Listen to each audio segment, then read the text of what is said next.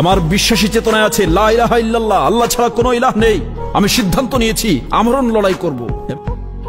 যে কোনো মানবিক সমাজের সদস্যদের কেউ এভাবে খাঁচায় বন্দী থাকলে সবাই শক্ত প্রতিক্রিয়া দেখাতো। আমরা কি এই স্রষ্টার সৃষ্টি নই? আমাদের অন্তরে কি কাশ্মীরিদের জন্য ব্যথা অনুভূত হয় না? মিস্টার নরেন্দ্র মোদী আরএসএস এর আজীবন সদস্য, কিন্তু এটা আমার কাছে খুবই গুরুত্বপূর্ণ। ভারতে এখন আদতে কি হচ্ছে তা আপনাদের সামনে ব্যাখ্যা করা। এই আরএসএস বিশ্বাস করে ভারত থেকে মুসলমানদেরকে জাতিগতভাবে নির্মূল করবে। প্রথমত, আরএসএস জাতিগত বিভেদে বিশ্বাসী, হিন্দুদের শ্রেষ্ঠত্বে। দ্বিতীয়ত, তারা মুসলিম ও খ্রিস্টানদের বিরুদ্ধে ঘৃণা ছড়ায়। আমি যা বলছি যাচাই করে নিতে পারেন। বর্তমান সময় তথ্য বিপ্লবের সময়। আমি যা বলছি গুগলে সার্চ দিয়ে যাচাই করে নিতে পারেন। 20 বছর বয়সী এক কাশ্মীরি বালক, যার বাবা বলেছিলেন কাশ্মীরের নিরাপত্তা বাহিনী তাকে উগ্রপন্থী বানিয়েছিল, সে আত্মঘাতী বোমা হামলায় ভারতীয় সেনাবাহিনীর অনেক সদস্য হত্যা করল। ভারত এই হামলার দায় চাপালো আমাদের উপর। আমি টেলিভিশনে ভারতীয়দের বললাম যদি তোমরা কোনো প্রমাণ দেখাতে পারো আমি যথাযথ ব্যবস্থা নেব, কারণ আমরা এই গ্রুপগুলোকে দমনে নেমেছি। প্রমাণ পাঠানোর পরিবর্তে তারা জঙ্গি বিমান পাঠালো, আমাদের বোমা হামলা করলো। আমরাও জবাব দিলাম। আমরা তাদের 2টো যুদ্ধ বিমান ভূপাতিত করলাম, তাদের একজন পাইলটকে জীবিত ধরে ফেললাম, কাল বিলম্ব না করে পাঠিয়ে দিলাম। বললাম, দেখুন, আমরা কোনো উত্তেজনা বাড়াতে চাই না। এটাকে শান্তির বার্তা মনে না করে বরং মোদির পুরো নির্বাচনের ক্যাম্পেইন ছিল, তার এই নির্বাচনে পুরো ক্যাম্পেইনে ছিল কিভাবে সে পাকিস্তানকে উচিত শিক্ষা দিয়েছেন। 350 জন পাকিস্তানি সন্ত্রাসীকে হত্যা করেছেন। মোদি বিমান হামলা করে আমাদের 10টি গাছ হত্যা করেছে। যদিও আমাদের কাছে এই 10টি গাছের প্রাণহানিও ছিল বেদনাদায়ক, অত্যন্ত মায়া করে এগুলোকে আমরা বড় করেছি। মিস্টার মোদি বলতে থাকলো, সবে মাত্র মুভির ট্রেইলার চলছে, সেই মুভি শুরু হতে যাচ্ছে। আমি আমার দেশে গিয়ে বললাম, এটা শুধুমাত্র মোদির নির্বাচনী ক্যাম্পেইন। ঠিক আছে, তাই আমরা ভেবেছিলাম। আপনি জানেন, রাজনীতিবিদরা নির্বাচনে জিততে এমন অনেক কথাই বলে থাকেন। ঠিক আছে, নির্বাচনের পরে আমরা ভারতের সাথে স্বাভাবিক সম্পর্কে ফিরে যাব। ভালো কথা। ভারত যখন নির্বাচন শেষ করলো, আমরা ভারতকে প্রস্তাব দিলাম। তারা কোনো জবাব দিল না, বরং কিছুদিন পর আমরা খেয়াল করলাম আন্তর্জাতিক পরিসরে তারা আমাদের ব্ল্যাক লিস্টে ফেলার উদ্যোগ নিয়েছে, আমাদেরকে পঙ্গু করতে চাচ্ছে। আমরা বুঝলাম ভারত এজেন্ডার দিকে এগুচ্ছে, এবং সেই এজেন্ডা 5 আগস্টে স্পষ্ট হয়ে ওঠে, যখন ভারত জাতিসংঘের সুরক্ষা কাউন্সিলে 11টি প্রস্তাবের বিরুদ্ধে গিয়ে, যেখানে বলা ছিল কাশ্মীর একটি সংঘাতপূর্ণ এলাকা এবং কাশ্মীরের জনগণের নিজেদের ব্যাপারে সিদ্ধান্ত নেওয়ার অধিকার আছে, তারা সেটার বিরুদ্ধে চলে গেল। কাশ্মীরিদের যে স্বাতন্ত্র্য ছিল, তাদের সংবিধানে 370 ধারায় যে তাদের কিছু স্বাতন্ত্র্য আছে, তারা সত্যিকার অর্থে ভারতীয় সংবিধানকে লঙ্ঘন করেছে অবৈধভাবে। আর্টিকেল 370 বাতিল করার মধ্য দিয়ে, যা কাশ্মীরকে বিশেষ মর্যাদা দিয়েছিল। তারা কাশ্মীরে নতুন করে 1,80,000 সেনা মোতায়েন করে কাশ্মীরে এখন মোট নিরাপত্তা বাহিনী সংখ্যা 9 লাখ, এবং তারা প্রায় 8 মিলিয়ন জনতাকে কারফিউ দিয়ে ঘিরে রেখেছে।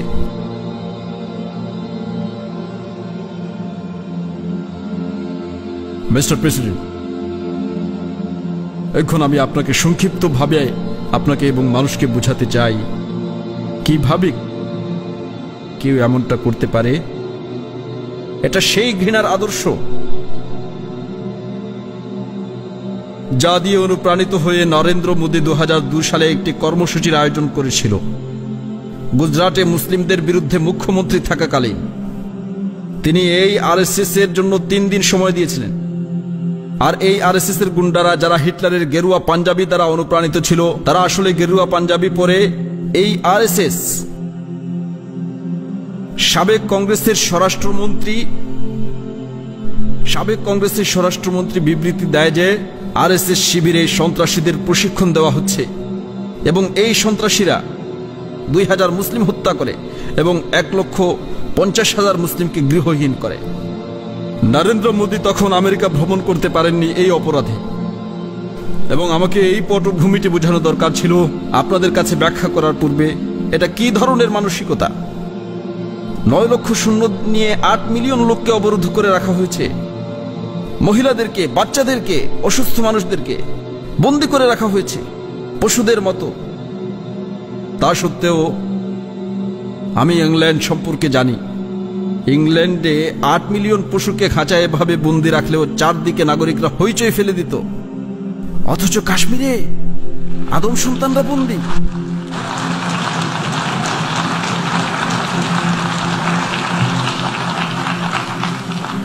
আর মিস্টার প্রেসিডেন্ট, কি এসেছে, কি পাওয়া গেছে জাতিগত শ্রেষ্ঠত্বের ফলে? আর্য জাতির শ্রেষ্ঠত্বের অহংকার দুইটা একই সাথে, এবং এই অহংকারের ফলে মানুষ ভুল করে ও নির্বোধের মতো নিষ্ঠুর কাজ করে। নিষ্ঠুর কাজ যেমনটা নরেন্দ্র মোদী করেছে, এটা নিছক দাম্ভিকতা, এবং এই অহংকার মোদীকে অন্ধ করে দিয়েছে। কারফিউ প্রত্যাহারের পর যা ঘটতে যাচ্ছে সেই বাস্তবতা থেকে তিনি কি এটি সম্পর্কে চিন্তা করেছেন? এটা নিয়ে চিন্তা করা হয়নি। যখন কারফিউ প্রত্যাহার করা হবে তখন তিনি কি করবেন? তিনি কি ভাবছেন কাশ্মীরের জনগণ এটি সহজভাবে মেনে নেবে? তাদের বিশেষ স্বীকৃতি চলে গেছে, কারণ ভারত সংবিধানের পরিবর্তন করে ফেলেছে এবং তাদের বিশেষ মর্যাদা কেড়ে নিয়েছে। এটা তারা গ্রহণ করবে? মিস্টার প্রেসিডেন্ট, গত 30 বছরে কাশ্মীরে 1 লাখ নাগরিক নিহত হয়েছে, কারণ ভারত জাতিসংঘের প্রদত্ত অধিকারকে অস্বীকার করেছিল, জাতিগত আত্মনিয়ন্ত্রণের অধিকার। 1 লাখ নাগরিক নিহত হয়েছে, 11,000 নারী ধর্ষিতা হয়েছে। 2টি মানবাধিকার সংগঠন, বিশেষ করে জাতিসংঘের মানবাধিকার কমিশন এটা নিয়ে প্রতিবেদন প্রকাশ করেছে।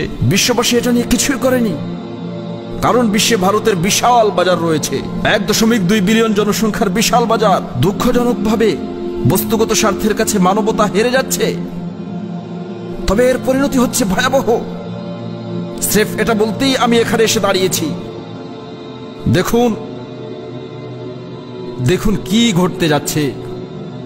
যখন কারফিউ প্রত্যাহার করা হবে, কাশ্মীরে রক্তগঙ্গা বয়ে যাবে। তখন জনগণ ঘর থেকে রাস্তায় নেমে আসবে। সেখানে 9 লক্ষ সৈন্য আছে। তারা এখানে সেই কারণে আসেনি যেমনটা নরেন্দ্র মোদী বলেছে।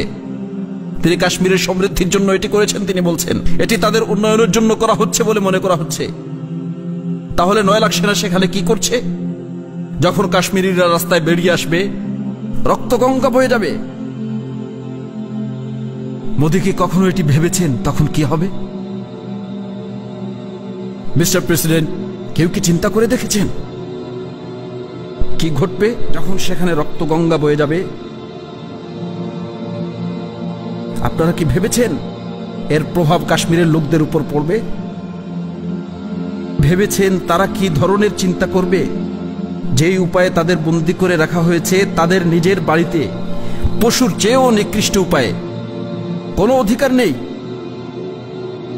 কাশ্মীরে হাজারো রাজনৈতিক নেতাকে গ্রেফতার করা হয়েছে, এমনকি যেসব নেতারা ভারতের পক্ষে ছিল তাদেরও গ্রেফতার করা হয়েছে। 13,000 যুবককে গ্রেফতার করা হয়েছে, অজ্ঞাত স্থানে গুম করা হয়েছে। আল্লাহ জানে তারা কোথায় আছে। এই অবস্থায় কি ভাববে তারা? কারফিউ উঠে গেলে কাশ্মীরের জনগণ কি করবে? তারা রাস্তায় নামবে। তখন সৈন্যরা কি করবে? তারা তাদের গুলি করবে। তারা ইতোমধ্যে ছিটা গুলি দিয়ে, ছোড়া গুলি দিয়ে অনেক যুবককে অন্ধ করে দিয়েছে। বিগত 5-6 বছরে কাশ্মীরে যে নিপীড়ন চলেছে, এর ফলে কাশ্মীরিরা চরমপন্থার দিকে ঝুঁকবে। মিস্টার প্রেসিডেন্ট, আমি আরেকটা পালোয়ামার আশঙ্কা করছি, এবং স্বভাবসুলভভাবে ভারত আমাদেরকে দায়ী করবে। তারা বলছে যা কিছু ঘটছে তার সবটুকুর জন্য পাকিস্তান দায়ী। ভারতের প্রতিরক্ষামন্ত্রী বলেছেন সীমান্তে 500 পাকিস্তানি সন্ত্রাসী কাশ্মীরে যাওয়ার অপেক্ষা করছে। পাকিস্তান কেন 500 সন্ত্রাসী সেখানে পাঠাবে যেখানে তাদের 9 লক্ষ সৈন্য রয়েছে? এই আদতে কি কোনো প্রভাব তৈরি করবে? তারা 500 সন্ত্রাসী সেখানে কি করবে? এবং কেন আমরা জানবো না? যে মুহূর্তে কিছু সন্ত্রাসী আক্রমণ হয়েছে, যা ঘটবে তা হলো কাশ্মীরের মানুষের উপর আরো নিষ্ঠুরতা, নিপীড়ন বাড়বে। আমরা কাশ্মীরের জনগণকে আরো পিষ্ট করার জন্য 9 লক্ষ সৈন্য দেব, 9 লক্ষ সৈন্য দেব। তারপরে ভারত সরকারকে একটি অজুহাত দেব, পাকিস্তান একটি সন্ত্রাসী রাষ্ট্র। এক্ষেত্রে যে টার্ম ব্যবহার করা হয় তা হলো ইসলামিক টেরোরিজম। যে মুহূর্তে কেউ গেম খেলে ইসলামিক টেরোরিজম বলে, তখন গোটা বিশ্ব মুখে কুলুপ আটে। তখন আর কেউ মানবাধিকার নিয়ে কথা বলে না। আপনি যা ইচ্ছা তাই করতে পারেন, যা এখন কাশ্মীরে ঘটছে, কারণ তারা এই ইসলামিক টেরোরিজম টার্মটি ব্যবহার করে। ভারত এই মুহূর্তে ঠিক এটাই করছে। কাশ্মীরের মানুষের উপর নিষ্ঠুরতা আরো বাড়িয়ে আমরা কি সেখানে কোনো উপকৃত হব? এবং এটা আমরা কেন চাইব? কিন্তু ইসলামিক টেরোরিজম ছাড়া ভারতের কাছে আর কোনো ব্যাখ্যা নেই। আর যখন কারফিউ প্রত্যাহার হবে, তখন যা কিছু হবে তার জন্য পাকিস্তানকে দায়ী করা হবে এবং আরেকটা পালোয়ামা ঘটার আশঙ্কা থেকেই যাবে। তারা আবারও আমাদের এখানে এসে বোমা মারতে পারে, তখন নতুন এক পর্ব শুরু হতে পারে। আসলে নরেন্দ্র মোদী এখন কি ভাবছে? ভারতের 180 মিলিয়ন মুসলমান এখন কি চিন্তা করছে? তারা কি এই কাশ্মীরিদের দেখছে না? কাশ্মীরিরা প্রায় 55 দিন ধরে অমানবিক আটক অবস্থার মধ্যে আছে। তারা কি এটা দেখছে না? আপনি কি মনে করেন? আপনি কি মনে করেন না ভারতের মুসলমানরা কি চরমপন্থার দিকে ঝুঁকবে না? আমি 180 মিলিয়ন মানুষের কথা বলছি। যখন তারা চরমপন্থার দিকে যাবে, তখন ভারতে ঘটনা ঘটবে এবং ভবিষ্যতেও ঘটতে থাকবে। আবারও আমাদের দায়ী করা হবে। আমি আপনাদের আগেই সতর্ক করছি, আবারও আমাদেরকে দায়ী করা হবে। আর মিস্টার প্রেসিডেন্ট, বিশ্বব্যাপী ছড়িয়ে থাকা 1.3 বিলিয়ন মুসলমানের কি অবস্থা? এবং তারা জানে কাশ্মীরিদের ওপর অত্যাচারের একমাত্র কারণ তারা কাশ্মীরি মুসলিম। কাশ্মীরি হিন্দুদের সাথে এমনটা করা হচ্ছে না। মুসলমান জানে এটা করা হচ্ছে শুধু ধর্মীয় পরিচয়ের কারণে। দুনিয়াব্যাপী মুসলমানরা তখন কি চিন্তা করবে? আপনি কি চিন্তা করেন ইহুদিরা কি চিন্তা করত যদি তাদের 8 মিলিয়ন বাদ দিন 8,000 লোককে এভাবে আটকে রাখা হতো? ইউরোপিয়ানরা এমন পরিস্থিতিতে কি চিন্তা করতো বলে আপনি মনে করেন? আমরা কি চিন্তা করি? যে কোনো মানবিক সমাজের সদস্যদের কেউ এভাবে খাঁচায় বন্দী থাকলে সবাই শক্ত প্রতিক্রিয়া দেখাতো। আমরা কি এই স্রষ্টার সৃষ্টি নই? আমাদের অন্তরে কি কাশ্মীরিদের জন্য ব্যথা অনুভূত হয় না? এবং এরপর আমার বিশ্বাসী চেতনায় আছে লা ইলাহা ইল্লাল্লাহ, আল্লাহ ছাড়া কোনো ইলাহ নেই। আমি সিদ্ধান্ত নিয়েছি আমরণ লড়াই করব। এবং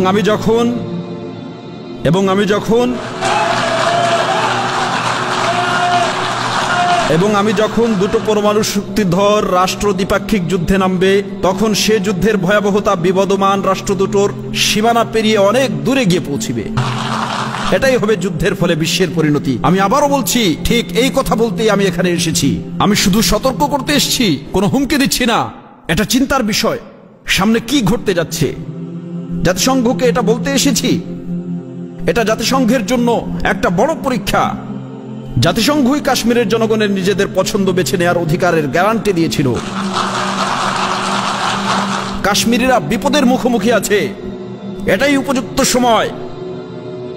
এটা 1939 সালের মতো সমাধান করে তুষ্ট থাকার সময় নয়, এখনই সময় কার্যকর পদক্ষেপ নেয়ার। অবশ্যই 1 নম্বর পদক্ষেপ নিতে হবে। ভারতকে কারফিউ প্রত্যাহার করতেই হবে। যা গত 55 দিন ধরে চলছে, অবশ্যই মুক্তি দিতে হবে। অবশ্যই সকল রাজবন্দীদেরকে মুক্তি দিতে হবে। বিশেষ করে 1300 গুম হয়ে যাওয়া যুবককে ফিরিয়ে দিতে হবে, যাদের পিতামাতা জানে না তারা কোথায় আছে। এরপর বিশ্ব সম্প্রদায়কে অবশ্যই কাশ্মীরিদের আত্মনিয়ন্ত্রণের অধিকার ফিরিয়ে দিতে হবে। ধন্যবাদ আপনাদেরকে।